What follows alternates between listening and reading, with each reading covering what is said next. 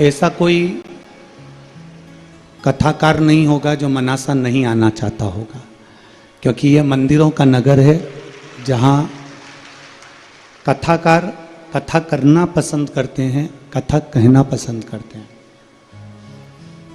पीछे महादेव की होली सीहोर की हुई, महादेव की होली आष्टा की हुई।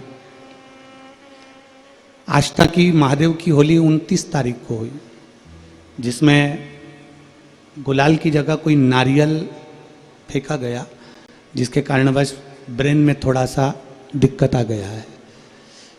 तो जो गुम्मा, जैसे कि चोट लगती है तो गुम्मा ऊपर उठता है, तो वो अंदर की ओर चोट लगने के कारण अंदर सूजन हो गई है ब्रेन में। तो डॉक्टरों के हिसाब से माइंड पर ज़्यादा जोर नहीं दे सकते और लगातार दवाइयों पर अभी हाल थोड़ा सा रहना पड़ेगा। तो जब तक डॉक्टर परमिशन नहीं देते तब तक कथा हम कर नहीं सकते। आप हमारी जीजी हो और आप हमारे जीजा हो, एक भाई के दर्द को आप लोग जानते हो। तो मुझे उम्मीद है कि आप सब यहाँ पहुँचे, आप लोगों को कष्ट हुआ और केवल हमारे वचन को निभाना था, इसलिए हॉस्पिटल से छुट्टी कराकर मैं आज आप लोगों के बीच में आया हूँ।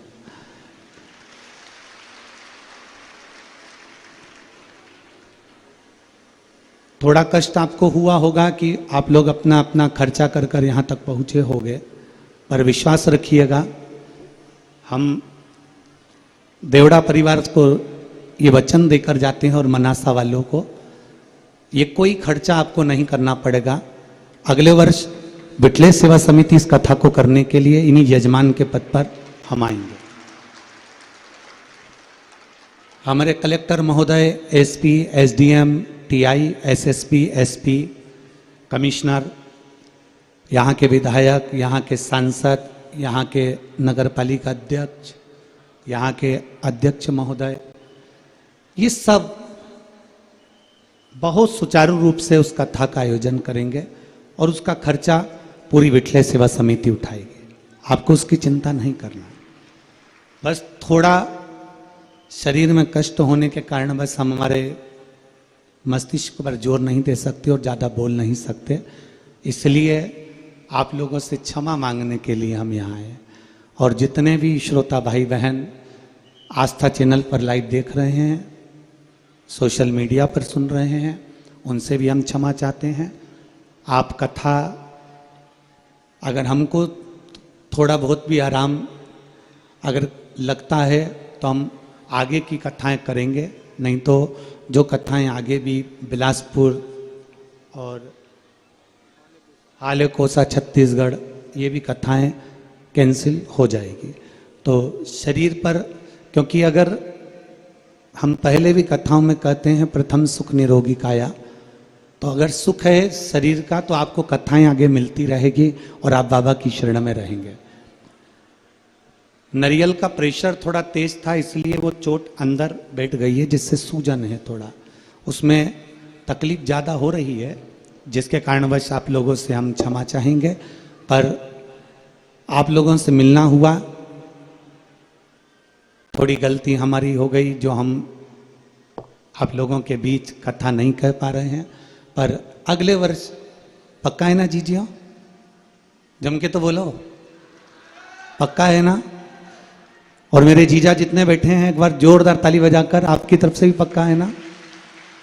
हम स्वयं आएंगे, स्वयं विठलेश सेवा समिति आएगी, यजमान भी यही हमारा देवड़ा परिवार रहेगा, उसमें किसी का खर्चा नहीं, केवल आप लोगों को आकर कथा को श्रवण करना रहेगा। और अभी जितनी संख्या में आप लाखों की संख्या में आए हो, उस अगली कथा में आप प्रथम दिन से ही 5 लाख से शुरुआत करना और इस कथा का लाभ लेना, मना नहीं आप लोगों को। तो एक बार पुनः फिर क्षमा चाहते हुए मैं अपनी वाणी को विराम देता हूँ। यहाँ प्रशासन ने भी बहुत अच्छी व्यवस्था संभाली है। देवड़ा परिवार ने, पहले तो कथा कैंसिल हो गई थी, फिर वापस देवड़ा परिवार ने प्रयास किया। यहाँ के विधायक महोदय, यहाँ के सांसद महोदय, यहाँ के अध्यक्ष महोदय, यहाँ के समाज के अध्यक्ष महोदय, सभी ने बहुत मेहनत करी, सेवा करी, जिसके कारणवश ये कथा यहाँ वापिस मिली। पर कथा में बाबा देवाधिदेव महादेव को जब कराना होगा, आज भी हमारे देवड़ा परिवार की माता जी की आंख में आंसू थे। हमने कहा माँ तू चिंता मत कर, तेरा बेटा तुझे वचन देकर जाता है, 1 साल में वापिस आऊँगा कथा करने के लिए, और दिल से करेंगे। तो मैं क्षमा चाहते हुए इस कथा को यहीं पर विराम देता हूँ और प्रयास करूँगा आप सब मुझे क्षमा करेंगे। श्री शिवाय नमस्तुभ्यम।